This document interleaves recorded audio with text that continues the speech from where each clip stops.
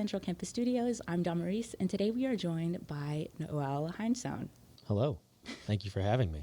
We're so excited to have you. How is it like being back at Central Campus after so long? Yeah, it's an incredible experience to come back. I was walking through the doors a couple of days ago, and it was like being, jet back right into high school. It was a weird experience, but it was exciting and thrilling, and very, very excited to see all the progress that's been going on here. That's so awesome. So you're the manager of saltwater habitats. How is that like? Yeah, so it's a pretty incredible job that I'm very fortunate to get to be a part of at Shedd Aquarium. I manage 3 different teams. I manage a team for our elasmobranch collection. I manage a team for our corals, jellies, and cephalopods. And then we have a team that's called our sustainability team. So they do all the live food cultures, and they do a lot of larval culture for the aquarium to try to keep us as sustainable as we can, try to push technology kind of further into the future here. So that's so awesome. So how did your time here in the marine sciences program influence your career choices now? Yeah.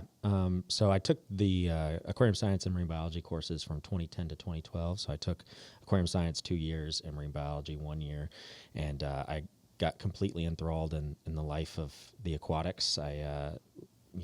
Mr. Embry, and back then it was Dr. Karen Stiles that I was learning from in the marine biology side. They were just so influential on my future. Mr. Embry has so many amazing connections and so much knowledge that he was able to bestow on his students and challenge us in different ways and really throw us into learning a lot about, how to be an aquarist and, water quality and husbandry and feeds. And one of the projects that I took on, this was the first year that the lab was open, I took on doing some marine ornamental aquaculture with clownfish, so trying to breed the clownfish. Oh. And funny enough, Mr. Embry loves to tell this story, is that I wasn't very successful in the time that I was here. I wasn't really raising a lot of clownfish, but then I was getting ready to graduate, and I finally felt like I had kind of unlocked the key to raise a bunch of clownfish. So I asked him if I could stay on as a lab manager after I graduated. So I was able to stay on for the summer after I graduated, and I was able to breed over 500 clownfish. Oh, Some wow. are still in the lab today. Really? 14 years later. So wow. It's a pretty fruitful thing. But while I was in class here, we had so many incredible industry leaders come through the program that we got to meet and network with and give us a lot of heads up for the industry. And so I took that and I went on to Oregon Coast Community College and went through there and utilized everything that Kirk had kind of taught me in my time here to thrust into the industry. So sounds like you had a lot of really solid mentors. Yeah, absolutely. Mr. Embry is incredibly knowledgeable and has been in the field for a long time and has a really good grasp on what the industry wants out of their aquarists and how to kind of mold students to kind of cater towards what those needs are and really challenges students too. And I think that's something that's a little bit different about this program than other programs is, you're learning a skill set and you're learning how to, navigate this whole new profession, but you're working with animals. So it's a constant change and a constant challenge to doing that. Yeah. And do you use any of the methods that they used with you to your teams now? Oh, absolutely. So I manage 20 people Yeah. At Shedd Aquarium. So I'm constantly getting to mentor and to teach. And that's one aspect I've really grown to love in my career and, utilizing a lot of the same techniques that Mr. Embry kind of taught me back then and trying to give my aquarists the breath to, do their own projects and to find their own way and, kind of being a background support instead of, being hovering over them Yeah. and giving them all the knowledge. Sometimes it's better to challenge students, to challenge aquarists, to young professionals to, grow on their own. And that's how you kind of learn. You mentioned that you were a little unsuccessful at your first few years at the marine sciences program. Did you always know that you wanted to work with marine life, or was that something that just came along from being in the program? Yeah, so I was volunteering at Blank Park Zoo for a long time as a teenager, and that's where I met Mr. Embry. He was still an aquarist there. Whoa. And we became friendly, and then he was leaving the zoo to come work here and to be a professor here, and he told me I should come and kind of take the class. So I took the class the first year that it was open, and I Whoa. got completely obsessed. I love challenges and love projects, and that's something that I've taken throughout my entire career. And so that was something that kind of really invigorated me, and it kind of sparked this addiction, if you would, for a marine life. I was working at the zoo as an intern and later aquarist. I worked at a local fish store. I had 17 home aquariums, and all during that time frame, because I was just so excited about the world. It was never enough. Yeah. It truly consumed you. Yeah, phenomenal experience. Yeah. And so, and yeah, now you work at the Shedd Aquarium in Chicago. When did you start there? Or when did you move to Chicago? Yeah, so I've been there for 3 years now. I started, we're going through a renovation of the entire aquarium. So Shedd's coming up to its 100-year anniversary in 1930. Wow. And so we're renovating every part of the aquarium one piece at a time. So we started this project kind of post-COVID, so like 2021, they started to break ground on this development, and I was working at another facility at the time, and that kind of poached me away because, like I said, I love projects, I love challenges, and nothing's more challenging than renovating a 100-year-old building and putting in new exhibits. So I started there in 2023 and have been hitting the ground running ever since. We had so many projects in the phases, and we're gearing up for our biggest phase right now, and it's very exciting. Yeah. All right, that does sound exciting. So, like, talk me through a day at your job. Like, how is it? Yeah, so because I manage 3 different teams, my day can be very different day to day, which is something that I really love about my position. So depending on kind of what the focus of the teams are, there might be days I'm jumping in a tank and grabbing a shark and bringing it up for an exam. We do a lot of annual exams, and whenever we need to do blood work or ultrasounds, or we need to do radiographs on an animal to kind of see how it's growing and developing, and to make alterations to its diets if we need to. I might be doing that. I might be doing coral fragging. I might be jumping in our new reef tank and re-aquascaping things, bringing corals from one part of the aquarium into the new habitat for it to be out on display. Doing live foods. We do all our own live food culture, so we culture algae and copepods and live mysids. I might be working with the sustainability team on the sea dragons. We've been culturing a lot of sea dragons lately. That's kind of my husbandry dynamic of my job. Now, because I'm a manager, I don't do as much husbandry as I used to. And so a lot of what I do is I do permitting, I do data input, do a lot of stuff with the new exhibits, working with our construction teams to make sure that the exhibits are kind of going on track with where we want. I'm actually gearing up. We're opening up a 150,000-gallon tunnel tank this year that's a Caribbean reef, and I'm gearing up in a couple of weeks to fly down to the Keys and do some fish collection. So my job's kind of different every day. Yeah. I get to do a whole mess of different exciting things. Yeah, but that sounds awesome. Like, Yeah. No day is ever the same. Yeah, thankfully. Yeah. So what would you say that's something that people like misunderstand or don't really like get about marine biology? I think a lot of people have that misconception of like, it is a very fun job, and I'm very fortunate to be in it, but I think a lot of people think you just get to come and play with animals all day. And then I think another thing that is a misconception of the field is that, it is a passion field, and it is a field that is pretty competitive, and it can be a low-paying field because of that, because so many people want to get involved with it. And I think a lot of people think like marine biologists make a lot of money, and while we get to make a good living wage, it's not quite as glamorous as some other careers might be, because it is something that we're passionate about. So and so like with that, like what's kind of the biggest challenge you faced while going into this career? I think for a lot of people, what the hardest part is breaking into the field, getting those opportunities, because it is competitive. Because I went through the program here, and because Mr. Embry is so well connected and so supportive of his students, I kind of got to miss that aspect of the challenge of the career, because I got to be so well connected with so many people already. So I think that's something a lot of people face. I think one of the things that I've personally faced is when you're in this career a long time and you have a lot of experiences, you kind of climb up the ladder, right? So like I'm a manager now. So I think one thing I've faced as a challenge with that is I'm not as involved with the husbandry anymore. I'm not as involved with the animal care because I'm managing people. I think that can be challenging for people who get into this because they love it to kind of do that. And I think a lot of fields end up doing that. You know, the more you're in it, the less you're getting to do the things you love. Yeah, the more managing, I know we've like already touched on like this being like a passion field, but like what keeps you specifically passionate about this field? Yeah. Well, I think, you know, it's a science field. It's an animal science field, so everything's constantly changing. The technology is growing. Our understanding of animals and their natural behaviors is growing, and so it's a constant challenge.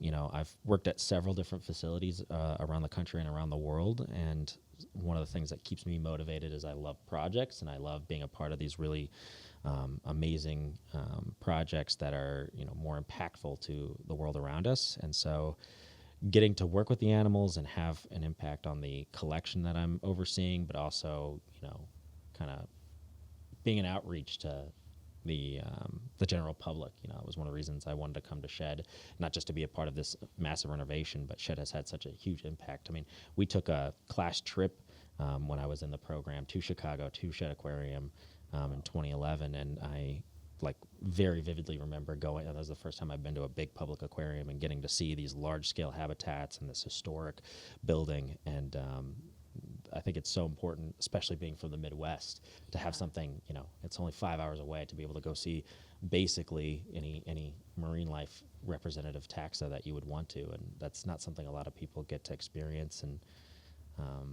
but yeah, I think that's what keeps me motivated, is that connection. That's so awesome. Like, you basically like went full circle. Yeah. Like the program and going into Shedd and everything. You mentioned that you like projects. What are some of your favorite projects that you've done? Yeah. Well, I've done a couple of, so marine ornamental aquaculture is the rearing of larval fish, right? So there's all these processes that go along with that. So when I graduated from Oregon Coast, I went to Long Island Aquarium and did a lot of larval culture there, doing some species first of a couple of different fish, and that kind of got me a traction in the industry and a name. So I was able to utilize that, and I lived in Palau and Micronesia for a little bit and worked as a hatchery manager, doing a bunch of different species, and then I went to the Dominican Republic for Roger Williams University and built a hatchery and did some sustainable work on some of the animals that they have down in that region.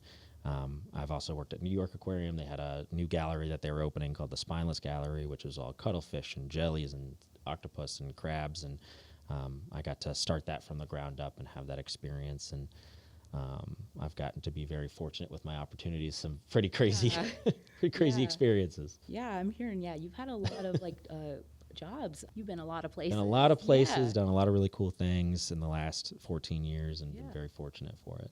Yeah. What has been like your favorite one out of all of them? Oof. I feel like I have to say Shedd Aquarium because I'm on camera. But, I mean, Shedd has definitely been the most challenging probably and the most rewarding in a lot of ways.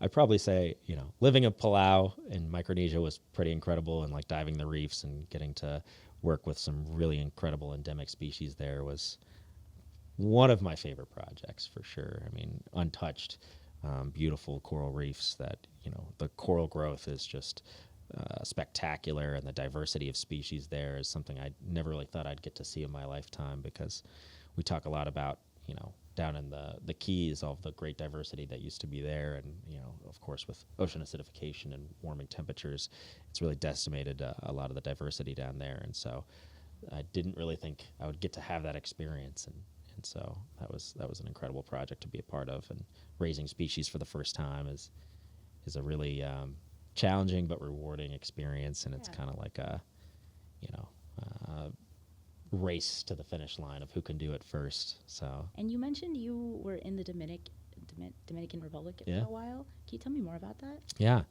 So Roger Williams University partnered with a resort down there called Punta Cana Resort and Club, and they wanted to really kind of start focusing on ecotourism and trying to bring some new aspects to the ecotourism. There's a big push for this probably about 10 years ago for a lot of the resorts to do coral restoration. And the country actually put a lot of mandates out to make sure that, while we're doing all this tourism, they're still protecting the reefs. So a lot of the resorts started having coral farms and doing on-land farms to try to keep the coral populations growing.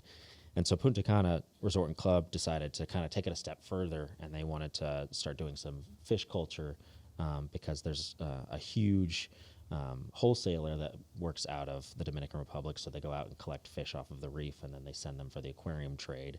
And that's a great resource for that country because there's a lot of monetary value that goes back and forth, and it's an important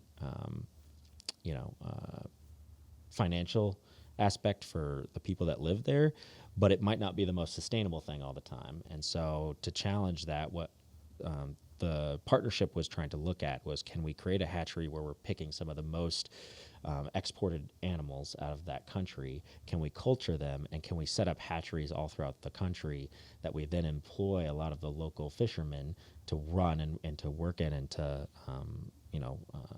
support their families, so we're not making as much of an impact on the reefs, and we're utilizing kind of the skill sets that we have to be more sustainable in that country. So that was a pretty incredible experience to be a part of. And I was there. I was contracted for a couple of years, and we set up the hatchery, and it's still running today. So really? yeah, Wow, proud of that sounds like that's really incredible. Like, Yeah. you've done a lot in the past 14 years. Yeah. What advice do you have for the kids in the marine science program right now? Yeah, I think, a couple of really key things for them as they're trying to figure out what they want to do with their lives and go into these careers possibly in marine science fields.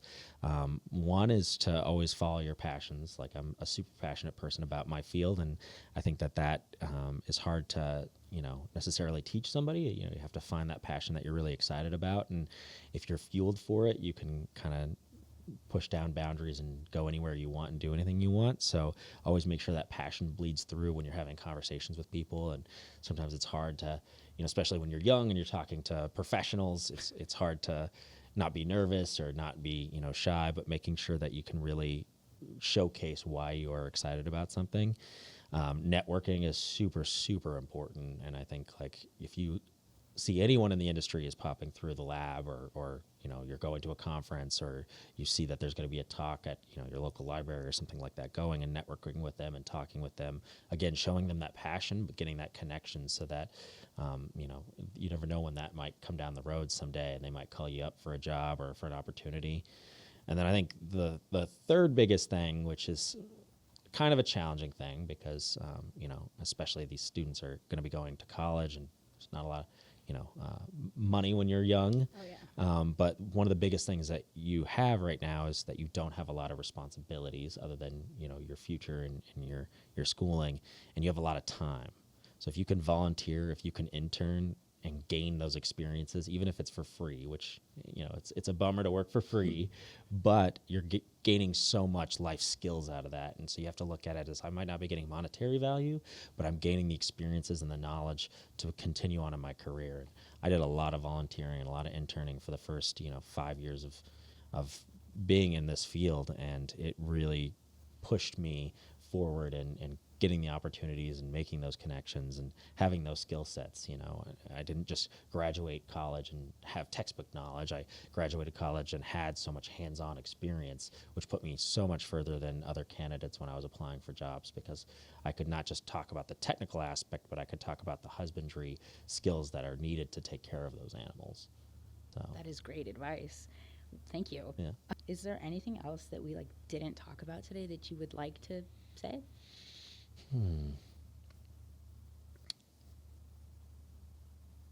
No, I think, just making sure that if you have a passion, if you have a skill set that you are interested in pursuing, if you have a love of animals, it's very important to pursue that and to, follow your dreams. And, I've born and raised in Iowa, and I was homeschooled, and never thought in my life that I would get to have the experiences and go to the places that I did. And, my entire family has stayed in the Des Moines region for their entire lives, and I've gotten to have all these experiences because I had such a passion and such a dream to follow. And sometimes it's scary, especially entering this world of being a senior graduating. You don't kind of know what you're going to do, but that's kind of the most exciting part of it, is that you can follow any avenue. So I would encourage, all the students to really just cast themselves into the wind and see what sticks. You heard it here, guys. Follow your heart. Well, thank you so much for being here today. It was really, really nice talking with Yeah, you. awesome to talk to you. Thank you so much for having me. Well, this is Noel Heinsohn, guys.